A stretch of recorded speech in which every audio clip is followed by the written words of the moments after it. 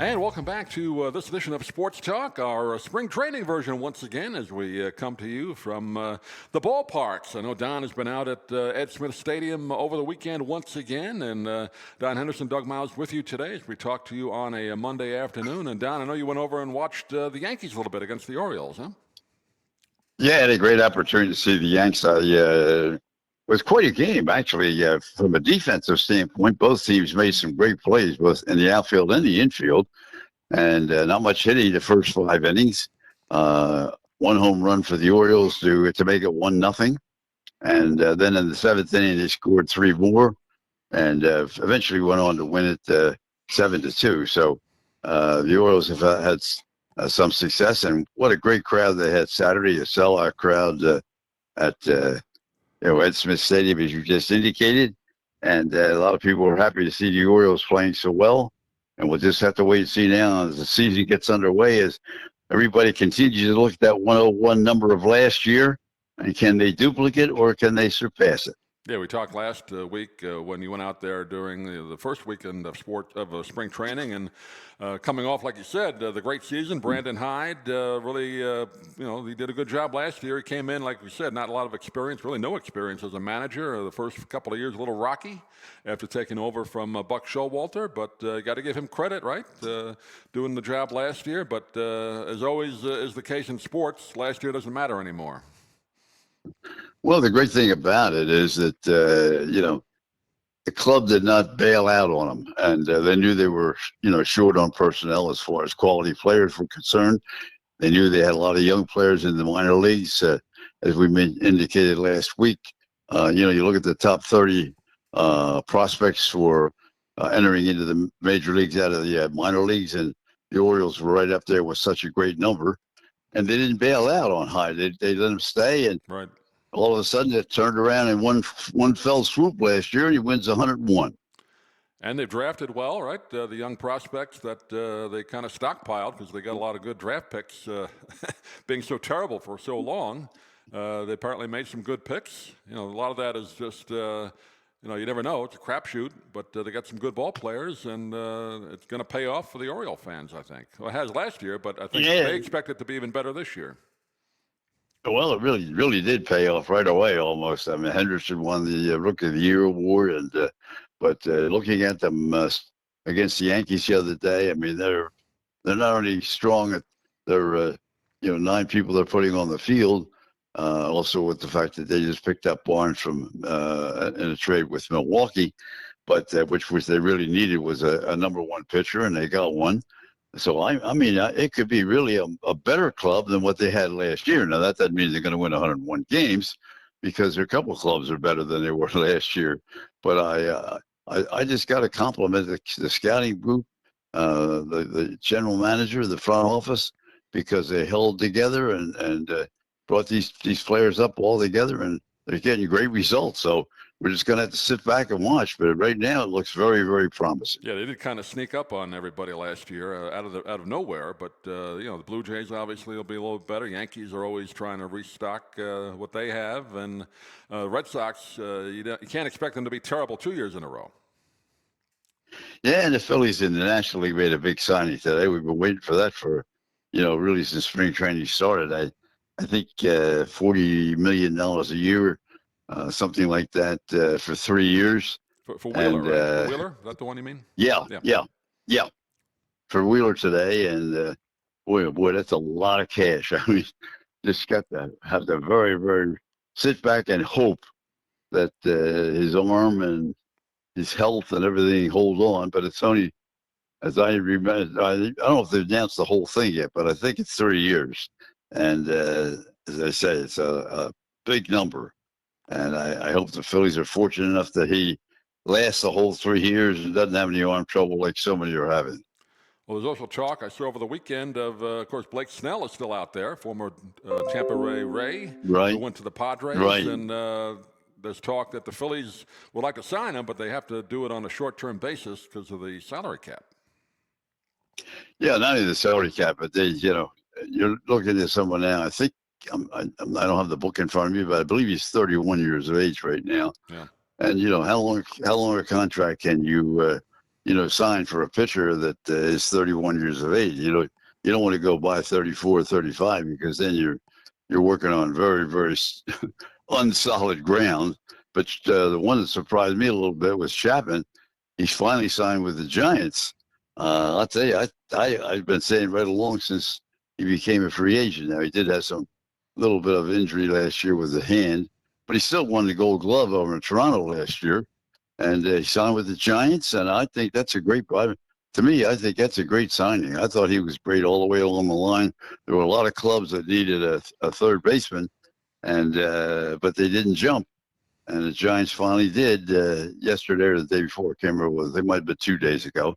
And he got a nice contract, but not a spectacular contract. Speaking of the Giants, a good story. I think it's a good story. The new manager there, Bob Melvin, comes up from the Padres and says he's going to have his players stand for the national anthem. It's good to hear that. Especially in San Francisco, where the previous manager didn't even bother to show up for it. I'll tell you, sports today are just amazing. I mean, all the money, forget the money for a minute. Just the idea that what's it take to stand up for the national anthem? I mean, it's not like it's a major request by management to tell players to stand up for the national anthem. I realize a lot of the players are not from the United States, and they don't really have the same loyalties. But they stand up at the Olympic Games. They stand up at the international events. Why not stand up during baseball? It's a very small request. I like his reasoning too. Obviously, there's patriotic and it's tradition and just show respect, even if you don't agree with what's going on. That you still show respect. But he said is also he wants to show the opposition teams his team is ready to play, and I think that makes sense too. Right. So. Absolutely. I commend him on it. I think it's a great move. I really do. Yeah. Bob Melvin, I believe he also managed the Oakland A's before the Padres, didn't he? I think he was the A's Correct. manager. Yeah. Yes. So good manager. Didn't have a lot of success in San Diego, but nobody really has success in San Diego. Even though they stockpiled a few years ago, they just couldn't get much done, right? They did make the playoffs, but they lost, I think, in that one game, and then last year was a disaster. Well, the thing is, and again, this year they're in pretty good shape. They lost a couple of players, no question about that. Soto went to the Yankees, and looks like he's going to do a pretty good job over there. He's having a nice spring training so far, and but at the same time, they have a lot of quality players left. I mean, it's just a little bit of luck and get some starting pitching. The Padres, I mean, their biggest problem is they're always going up against the Dodgers, right. And the Dodgers have so many players, great players, that you can't have many mistakes, and so you just got to sit back and see whether one year the Dodgers slide back a little bit. I don't think it's going to be this year, but then the Padres maybe could sneak in and get a real shot at not only just getting into the playoffs, but getting in deeply into the playoffs, or even into a shot to play for the World Series. Apparently, Ohtani, of course, the shoulder or elbow issue last year, he can't pitch, but I think he hit a home run in his first game, right? Spring training game. Correct. Week. So that is correct. That is correct. No, he said he got a home run so far, and everybody's very happy about it. He also got married, which was he did get married. I thought he proposed. He got married? Okay. No. He got married. I thought just a proposal. All right. Nope. He's very low key. He's very low key. He doesn't have big celebrations when he does things. Even when he signed that John contract, right? He doesn't have big celebrations. But yes, he did in fact get married. End of the last week or the beginning of the weekend, somewhere in there. Yeah. Well, good for the wife. She signed into a good deal. It's community property out there. In case it goes haywire. We wish them well, but I mean, she got a nice little lottery there, didn't she? There's a lot of money there. There's no question about that. Although you just wish the best for him. That contract is really backloaded. I mean, they had to backload that. The enormous amount they're giving him, they literally, I think, are only paying him a few million salary, but it's such a backloaded deal with a bunch of other conditions thrown in. The Dodgers are getting him really cheap for a few years. Exactly. In a sense. Exactly. Yeah. In a sense, they're getting him cheap for a few years, but the contract's going to go on infinitum. Whoever owns the Dodgers 20 years from now is still going to be paying them. It's like the contract. Who's the guy in the Mets that keeps getting paid every June 1st or whatever that is? Yeah, it was a great player with the Pirates, I and can't think of his name now traded either. But over. anyway, he gets paid about $1 million every year for the next, I don't know, another 10 years, I think. I don't think he's got that much left, but he's been paid for a long time. He's been out of baseball quite. Yeah, I can't think of his name either right off the top of my head, but you're exactly right. And he's been on the books, and the Mets have Allen been paying Iverson him too. for. Doesn't he have a deal where, because he wasn't the greatest guy with money, then his agent give him a deal where he gets paid and held off money and won't get paid again until he's in his 50s, and then he gets paid. I heard that. Yeah, I believe that's right, because he lost all the money he made when he was playing. Yeah, he lost all that. Not laughing at that, but I mean, these guys need help. But his agent saw that, and I think he has it like deferred until he's 50, and then he starts to get paid again. So. Yeah. Well, Sixers won yesterday, so they're having got their big guy, the most valuable player of last year. He was still out with the bad knee, but he keeps saying he's going to be back and he's going to play in the playoffs. So we'll just have to wait and see on that one. Yeah. So that's kind of what's going on as far as baseball goes. Actually, the Orioles lost today, if it matters to anybody that's an Oriole fan. The scores don't really matter much, but you want to play as best you can. They lost to the Twins today in Sarasota, they were 7-2. Yep, they were a little on the short side offensively today, but again, and as you just mentioned, and people don't really realize, you're just standing here to work, get yourself ready to play. These games don't mean anything.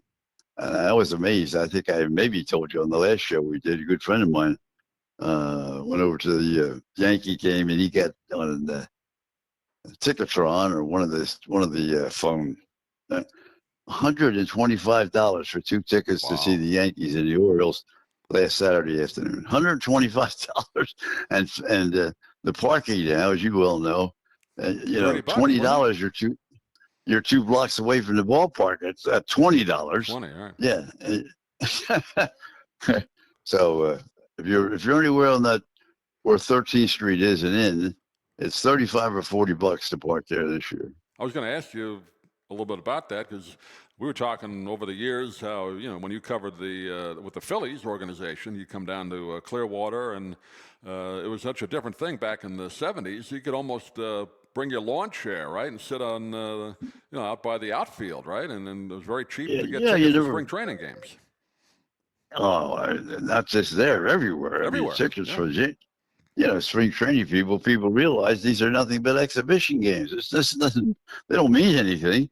And you just want to see them. You're down here vacationing and you have your kids with you and they're 10, 11, 12 years old. And so you want to take them to, they don't care whether it's the Yankees with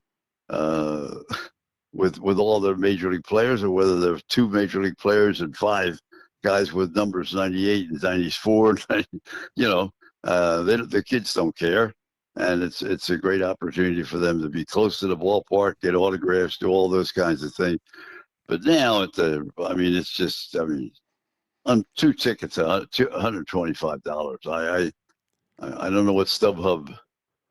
I don't know enough about StubHub, so I can't make any comment of it. It just seems a little high to me. And they do, as they do in the regular season, they do the tiered pricing. Oh yeah. In spring training, when the Yankees, Red Sox, Dodgers out, in Arizona, those teams come into your ballpark, they charge you more.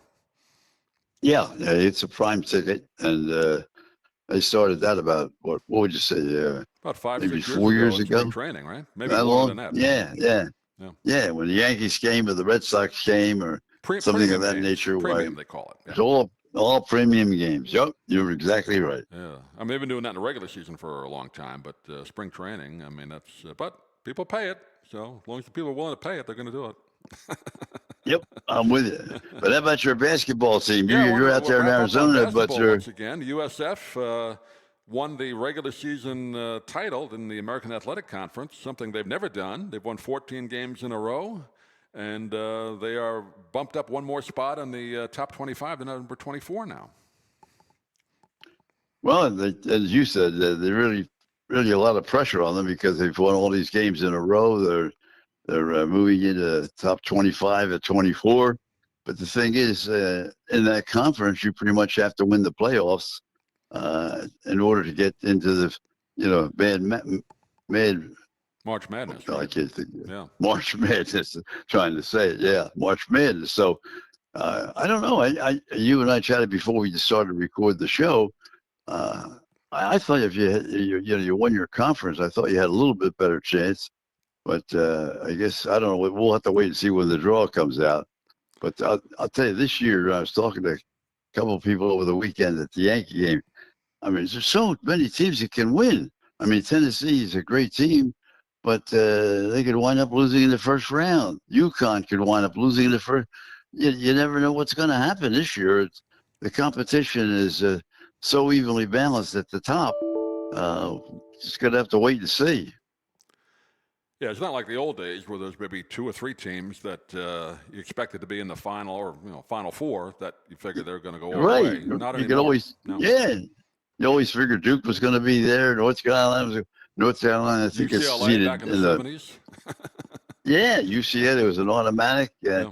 But so it's you wish we wish the local teams around here in USF. You went to school there, and you certainly wish they get a break and get into the tournament, even if they only go for a game. At least it's a great feather in the cap of the coach and the ball club. Right. Yeah, they have 2 more regular season games. Doesn't matter the conference games, but they're already clinched. So then they'll do the tournaments like all the conferences do. But yeah, I think if they don't, they may not have to win the tournament, but I think they can't lose in the first round. I think if they make the championship game in the conference, I think they'll get a bid. Well, this time next week we'll be talking about it, and we'll know. Yeah, we'll definitely know. where they stand. We'll know whether they won the conference. We'll know whether they lost in the first round of the playoffs, and we'll see what happens. But we wish them a lot of luck. We don't normally talk about women's college basketball, but I guess we got to mention the Caitlin Clark thing. I got to say, I've never heard of her until the last about a month or so with all the scoring, and I guess technically she's the all-time leading scorer in college basketball, although they think they should just make it, in women's college basketball, but they say she beat Pete Maravich's record over the weekend. Well, yeah, and listen, I give her a lot of credit. I've watched the Iowa games, and she really is an outstanding player. I mean, she can shoot, and she also 2 things. She made her announcement she's eligible to play another year of college. She's not going to do it. Oh, she can't play another year. I thought she did her 4 years. Okay. No, she had another year because of the COVID. Oh, and all right. But she announced to the team last week and to the press that she was going to enter the WNBA, right? And she was looking forward to it. And the other thing is they keep comparing her to Pete Maravich, but you have to remember that Pete only played 3 years, right? And because freshmen couldn't play in those days, so the numbers are very similar, but at the same time, there's a big difference between another 4 year, and so. And what she's done for women's basketball is amazing. I mean, that place is sold out every game, and every game they go to now on the road, I think she has 1 game left. And every game on the road, I've watched, I guess, maybe 5 or 6 of her games this year so far. I've seen the last 4 or 5, definitely, maybe a little bit more than that. And I'll tell you, she's an outstanding talent. I mean, she can shoot the ball from anywhere. She shoots from 25 feet away. I mean, she's got great balance, great coordination, great team player. And I wish her a lot of luck. I hope when she goes into she's not a big, strong, physical type of person. No, but very thin. So very thin, yeah. Yeah, I'll be interested to see when she gets into pros, because that's a whole different ball game. Yeah, and again, not taking anything away from her accomplishment, but all these media guys and hacks and they're comparing her to Pete Maravich. In women's college basketball, maybe the greatest of all time. You can make that argument. You can't compare the men's and women's games. And like I said, I remember Pete watching him as a kid, a couple of games. I think one I watched, he scored like 60. I mean, he would never miss. It seemed like he never missed from outside. So, Yeah, he was a great college player at LSU, and his dad, of course, was a coach at the time. right. And so it was a great combination. And of course, went into the pros, and he was a great player in the NBA as well. So, but I don't, it's nice story for the guys that want to write something, but comparing him to Pete Maravich's 3 years and her 4 years, it doesn't make much sense to me. But just give her due. She did something that no other woman has ever done. I give her all the credit in the world. Forget about Pete Maravich. He doesn't have anything to do with that. Well, I don't think many people that read those articles know who Pete Maravich was. To be honest, nobody ever talks about him. A lot of you. It's a long time ago that Pete played. Right. That's and he true. passed away, so obviously never, they never talked to him. He passed away young, sadly. But Right. yeah, Right. But he was one of the all-time great offense. Well, he's a good all-around player, but one of the greatest ball handlers. And if they had the three-point line when he started his NBA career, he didn't have that at the beginning. He would have, but he didn't have a great NBA career. He was with the Hawks and then with the Jazz and teams that weren't that great. So. Yeah, but as you said, he wasn't involved with the three-point shot. Not early on. And of course, in her, yeah. no, in her case, she's had it at Iowa the whole time. Whereas, Pete had at LSU, they didn't have the three-point. Didn't have the college basketball, right? No.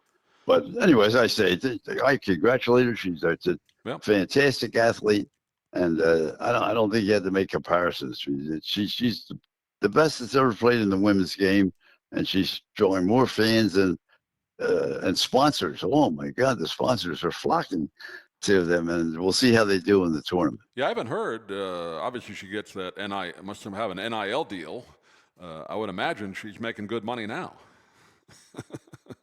I really don't know. I mean, I'll be honest. Yeah. Now, I haven't heard anybody talk about money, but whatever she's doing, she's going to make money from here on out. I'll tell you that. Yeah, and that league obviously needs somebody because nobody watches it on TV. She'll sell some tickets.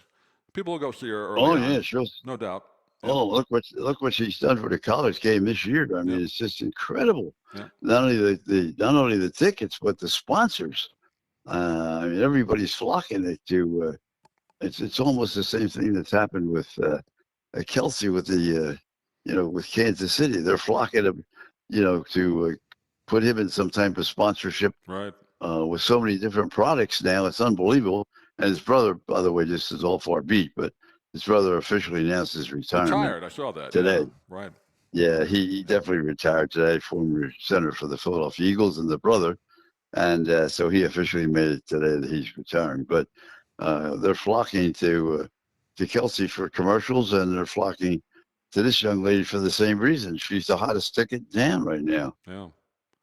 Well, that'll wrap it up for this edition of our kind of spring training report. And Don, I guess you'll be heading out.